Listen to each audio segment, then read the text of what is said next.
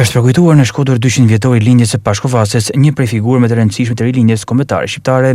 Në shtëpinë Muze Pashkovasa u mbajt një konferencë shkencore me tema të ndryshme, kushtuar jetës dhe veprës së tij.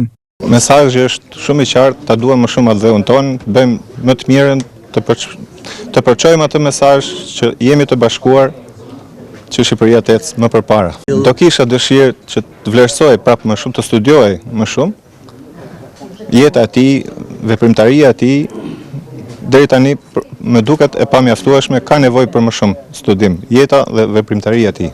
Libri për Pashkovasën është Dituria e moralit, karakteri dhe virtytet e bujarëve shqiptar. Është një libër me 2 vëllime.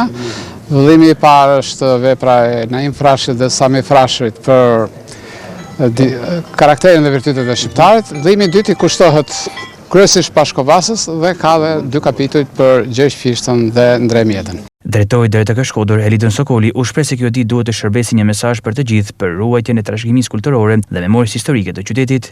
Ne ndodhemi sot pikërisht në banesën e tij, e cila është shpallur monument kulture që në vitin 1968. Është një mesazh i mirë ky që i jepet edhe qytetarëve, komunitetit në lidhje me mbrojtjen e pasurisë kulturore. Këto banesa nuk janë thjesht memori historike e qytetit, janë disa muze, institucione muzeore, sepse përbëjnë një ansambël vlerash arkitekturore, etnografike, por dhe lidhen edhe me personalitetet dhe figurat njohura të qytetit tonë dhe të historisë së Shqipërisë.